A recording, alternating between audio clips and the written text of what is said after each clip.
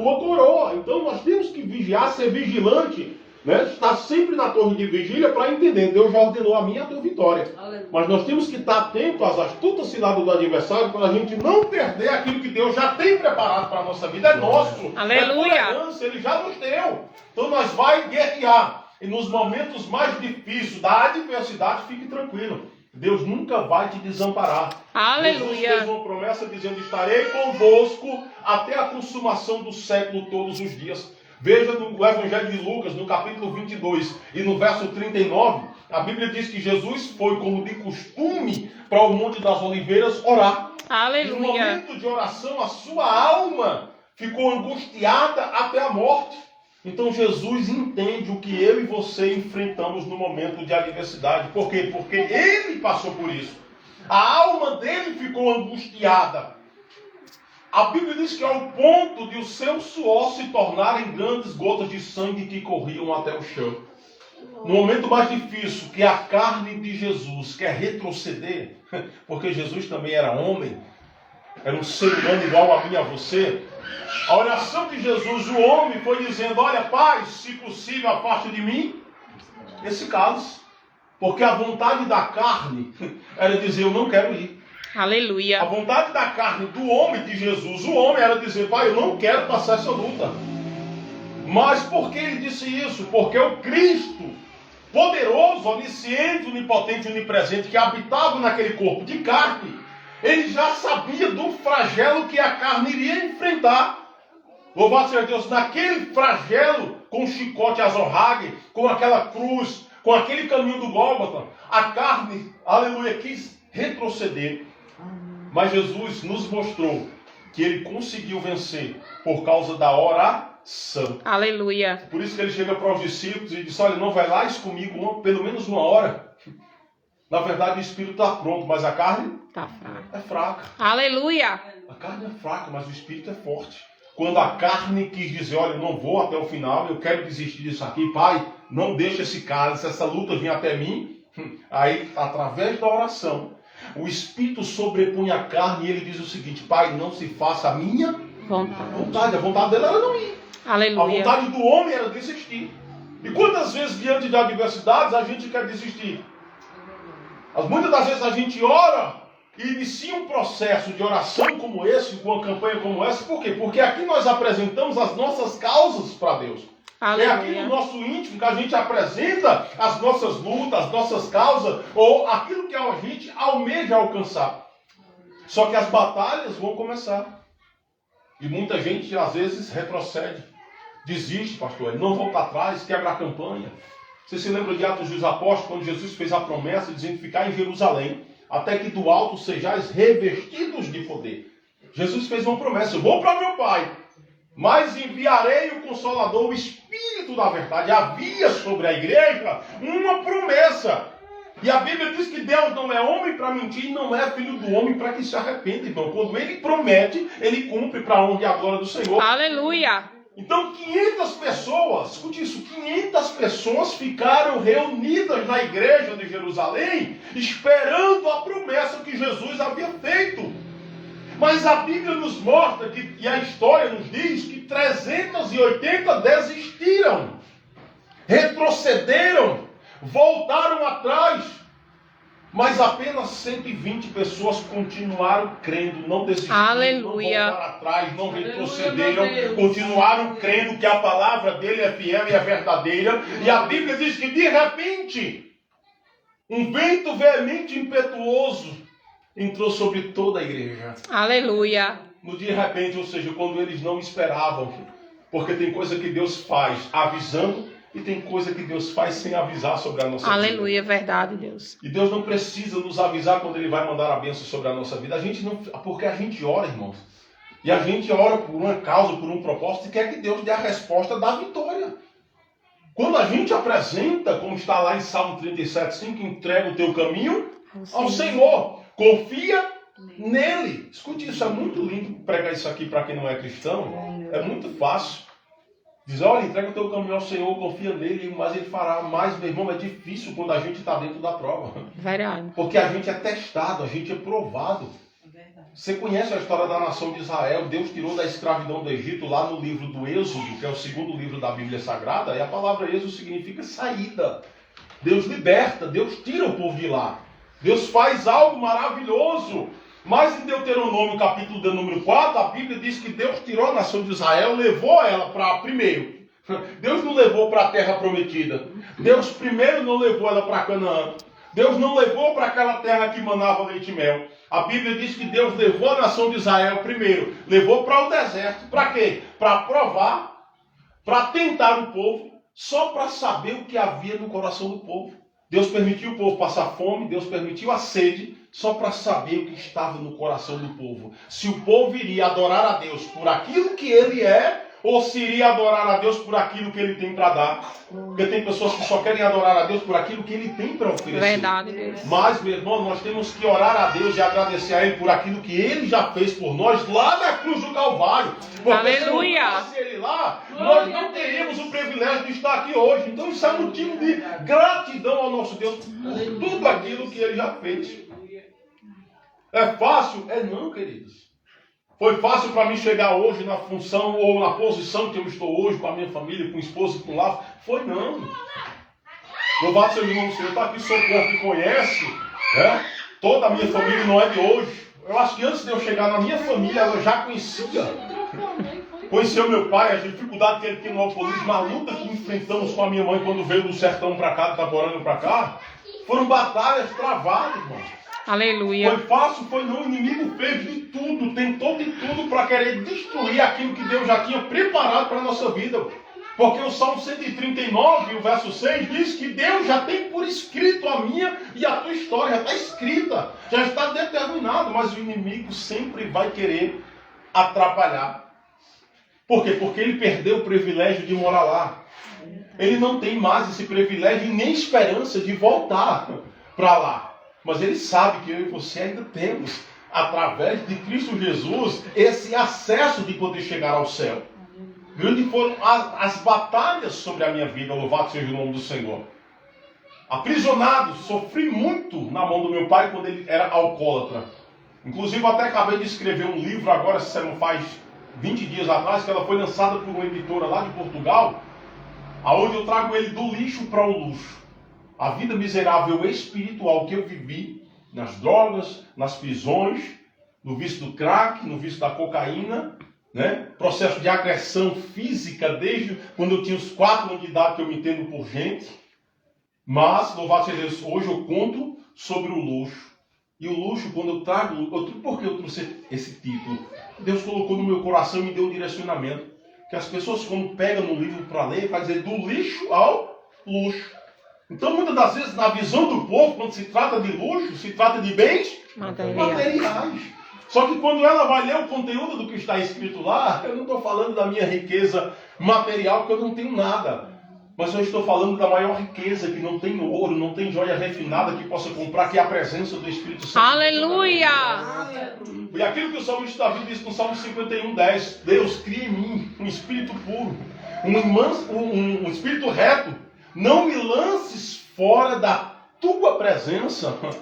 E Davi estava dizendo, olha Deus, não retire de mim o que é mais precioso. É a presença do Espírito Santo.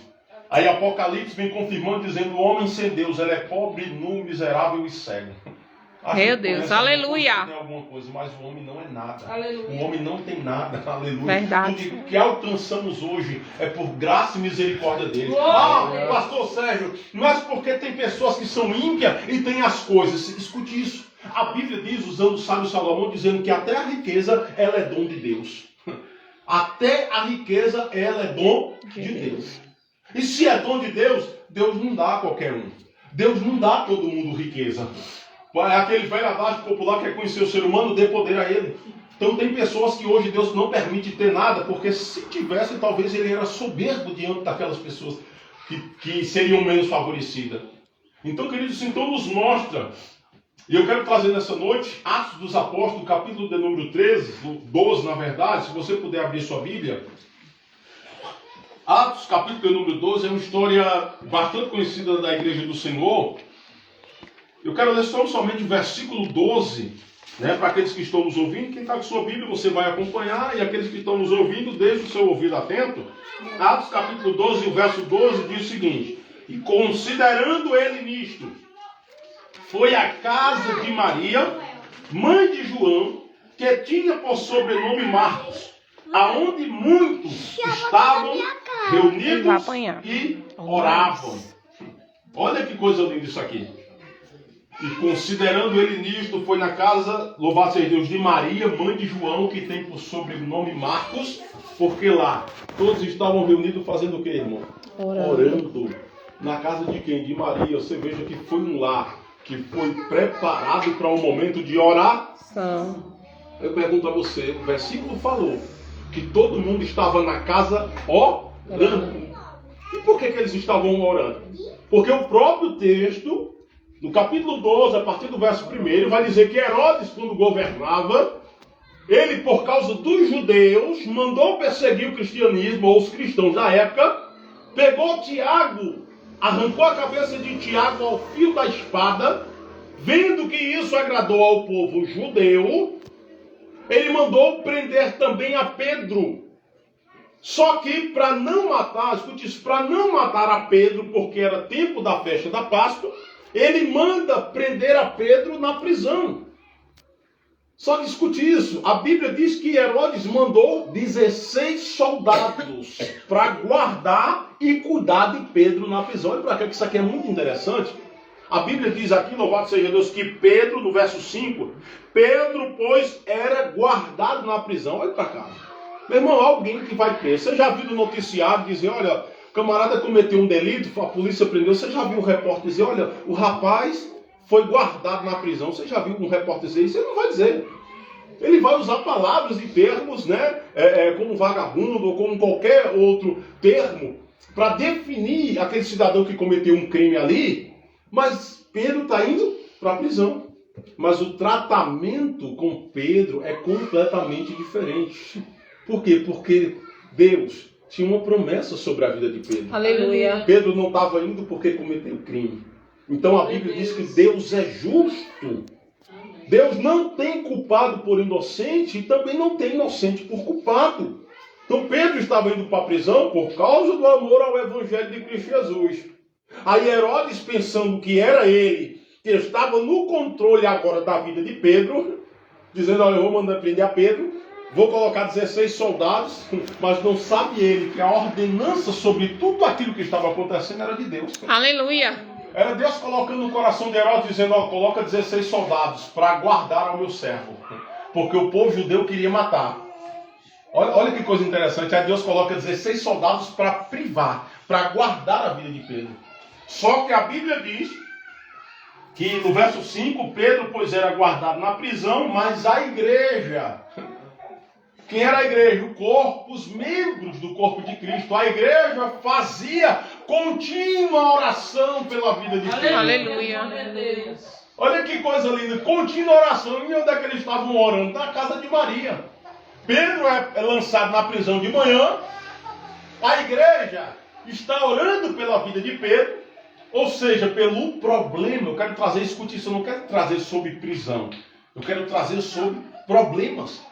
Que todos nós que estamos aqui enfrentamos problemas, ou seja, na nossa vida pessoal, ou seja, na nossa parentela. Então Pedro agora está diante de um problema, uma dificuldade que aos olhos humanos era impossível de reverter o quadro. Mas a Bíblia diz que a oração, a igreja agora faz o que? Se reúne num só propósito, num só espírito, numa só comunhão, aleluia, num só direcionamento, aleluia. A Bíblia diz em Lucas 1,37 que Deus é Deus do impossível. Aleluia, os servos, eles não tinham poder e autoridade para tirar Pedro da prisão. Então, para eles Deus, era aleluia, impossível. Era impossível. Mas ele disse, olha, a gente não pode.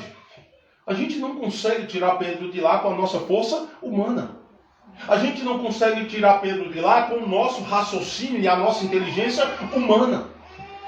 Mas vamos nos reunir aqui na casa? Vamos ficar neste propósito? Vamos colocar o joelho no chão e vamos orar aquele que pode resolver aleluia. todas as coisas. Passaram o resto do dia orando. A tarde inteira num só propósito. Adentrou a noite e a igreja continuava lá em oração pela vida de Pedro. Glória a Deus. Aleluia. Só que a Bíblia diz que a morte de Pedro havia sido decretada para o dia seguinte, depois da festa. Aí eu fico tentando, moçada, imaginar. Imagine agora Pedro dentro da prisão. 16 soldados, e a Bíblia diz que ficaram soldados à direita e à esquerda. E 14 soldados ficaram fora, mas um guarda à esquerda e um à direita. Eu fico tentando imaginar, porque enquanto a igreja orava, escute isso, Pedro está dentro do problema, sabendo que a morte dele estava decretada para o dia seguinte, mas escute isso, ele não se desesperou, Meu Deus. ele não arrancou os cabelos da cabeça, ele não Aleluia. perdeu a fé, Aleluia. porque Jesus. nós somos tão seres humanos tão fracos, irmão, que dentro da batalha a gente quer desistir. Eita Deus. Dentro das adversidades a gente quer retroceder. É correr. Não, meu irmão. Eita glória. Imagine agora, vamos traduzir. Imagina se fosse eu e você agora, dentro de um presídio, os adversários dizendo, escrevendo uma carta dizendo, olha, tu vai morrer amanhã depois da festa. Imagine como é que eu e você iria passar a noite de Meu hoje. Deus. Meu Deus. Tente imaginar isso. Será que Eu você mesmo ia me conseguir matava. dormir? Jesus. Será que eu e você iríamos conseguir dormir sossegado? Será que a gente ia conseguir pelo menos jantar? Porque, meu irmão, Meu diante Deus. da aflição, a gente não tem hora que não dá nem fome. Porque o problema é tão grande, irmãos, que às vezes tira a nossa força. Mas só que a Bíblia diz, irmãos, que Pedro foi dormir tranquilamente. Eita Deus. Você já pensou alguém com a morte decretada para o dia seguinte? Vai dormir na prisão hoje, amanhã vai morrer. E o homem vai dormir tranquilo. Só que uma coisa nos chamou a atenção. Eu disse, Deus, por que Pedro foi dormir tão tranquilo naquela noite? Aí eu entendi por quê. Você se lembra quando certa feita Jesus estava com Pedro? E Jesus disse, Pedro, tu és pedra. Tu és poeira. Mas sobre esta pedra, que era o próprio Jesus, eu edificarei a minha igreja. E as portas do inferno não prevalecerão contra a tua vida. Jesus estava dizendo, olha, através de mim, eu vou fazer algo maravilhoso sobre a tua vida. As portas do inferno vão se levantar, mas fique tranquilo que ela não vai prevalecer contra a tua vida. Aleluia. Havia sobre a vida de Pedro uma promessa. Jesus é mentiroso? Não, irmão, ele é fiel. Aleluia. A promessa sobre a vida de Pedro. Pedro, tu me amas? Amo, Senhor. Apacenta as minhas ovelhas. Aleluia. Era Jesus dizendo, Pedro, eu tenho um propósito maior na tua vida, maior do que aquilo que você imagina. Aleluia.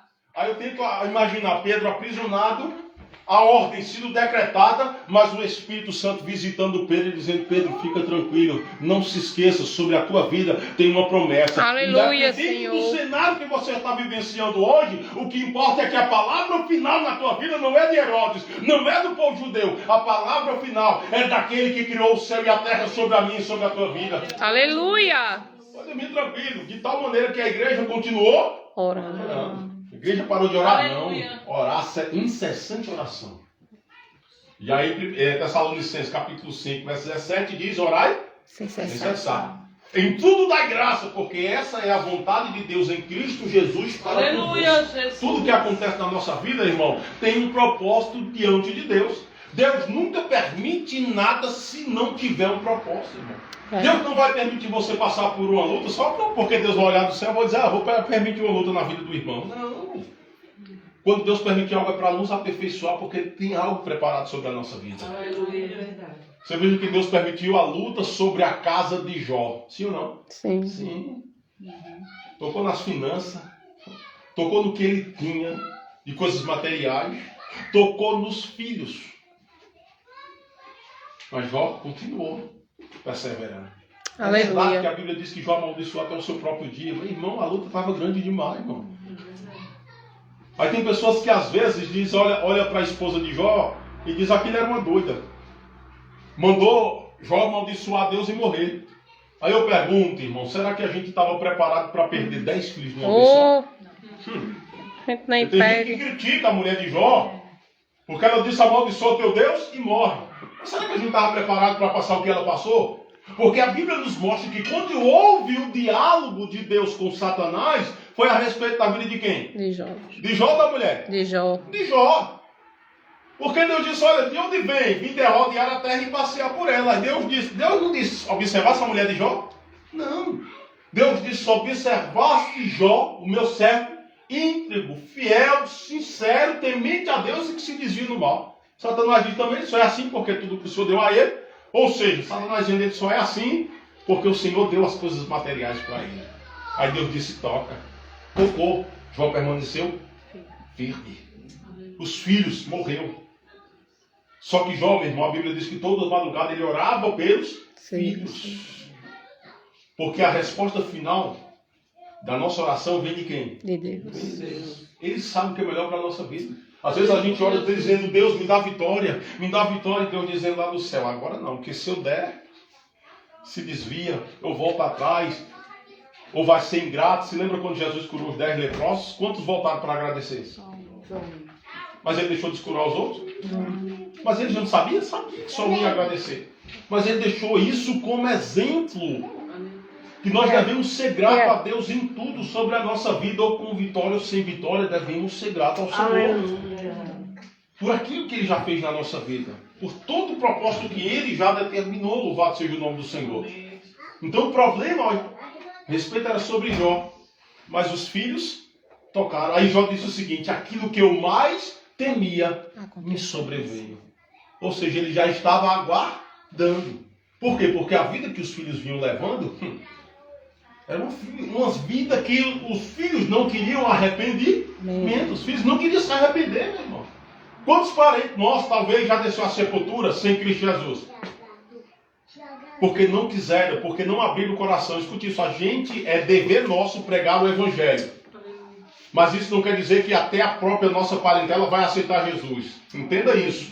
Jesus Cristo disse em Apocalipse: eis que estou à porta E bato. Se alguém ouvir a minha voz e deixar eu entrar, eu entrarei, cearei com ele e farei nele morada. Mas é se deixar, irmão. Óbvio que a obrigação nossa é pregar o Evangelho, mas isso não quer dizer que aquela pessoa vai ser salva. A gente ora para que seja. Aleluia. Porque a Bíblia diz em Isaías, Deus usando a boca do profeta Isaías, diz que Deus não tem prazer na morte do ímpio, antes que ele se converta e conheça ao Senhor, seu Deus. O desejo de Deus é esse, é salvar a humanidade, mas Deus não obriga ninguém a nada. Deus obrigou você a estar aqui nessa noite? Não. Você está aqui num propósito, primeiro, em agradecimento a Deus, porque você está vivo, você está de pé, mesmo com as adversidades. Deus está dando vitória e já deu vitória.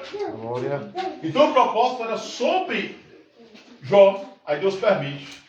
Mas só que a Bíblia diz, olha para cá, que lá na frente, depois de todo o processo, Deus deu tudo em dobro a Jó, sim ou não? Sim.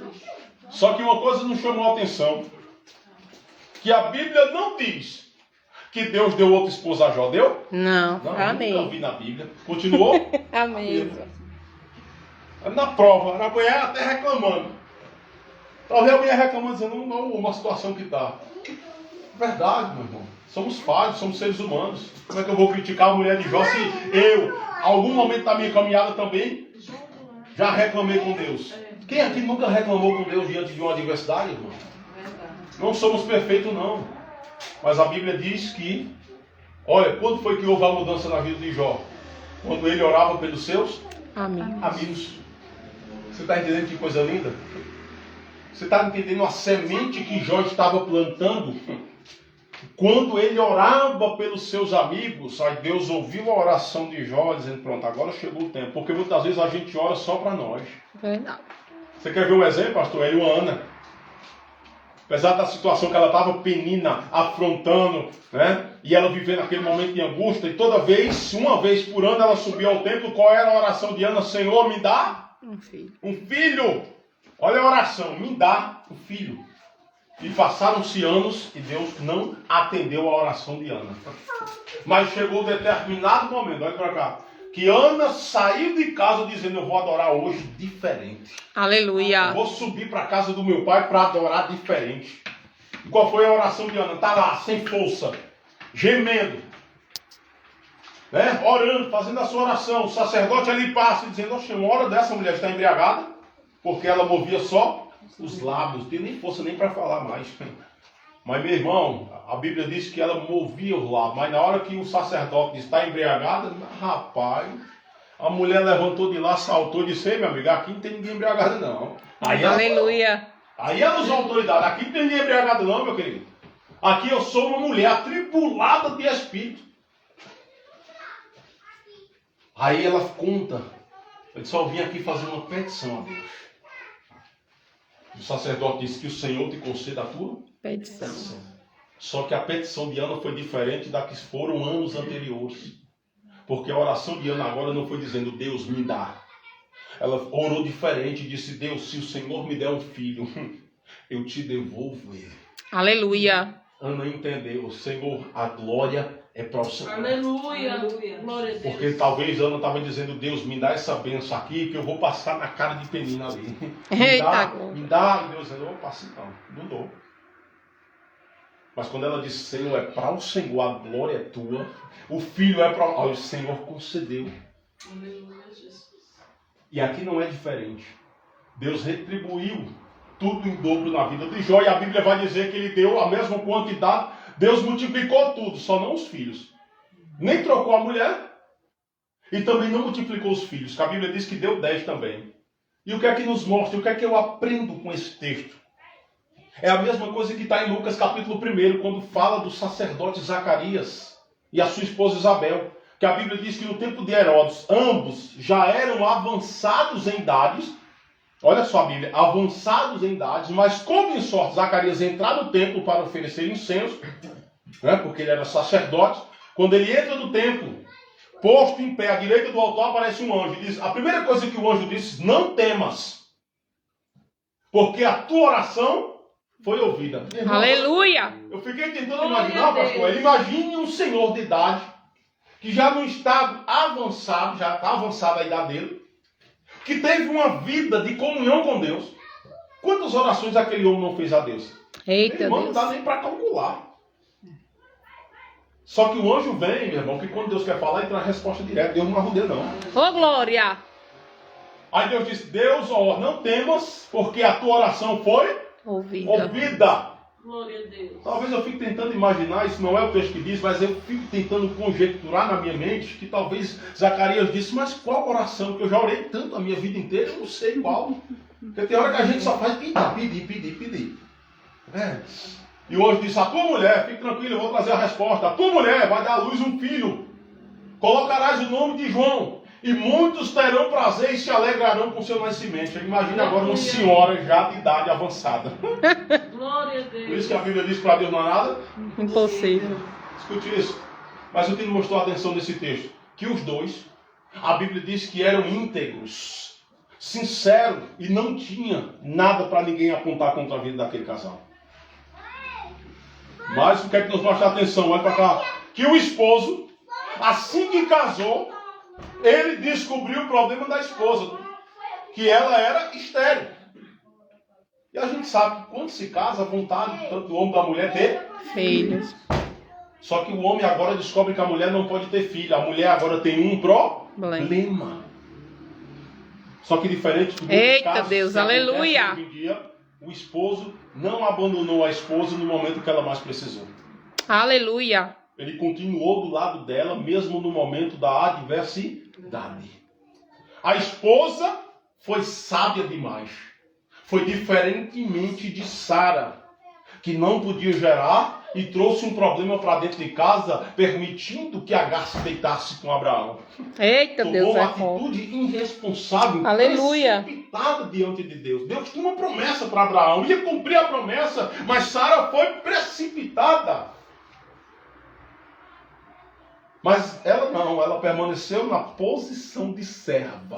Aleluia. Continuou orando, dizendo: Deus, eu tenho um problema, Senhor, eu quero gerar. Aleluia, Senhor. O esposo não abandonou, ou seja, os dois de mão dada dentro da sua própria casa, servindo ao Senhor. Estão lá os dois se preparando para ir para o culto.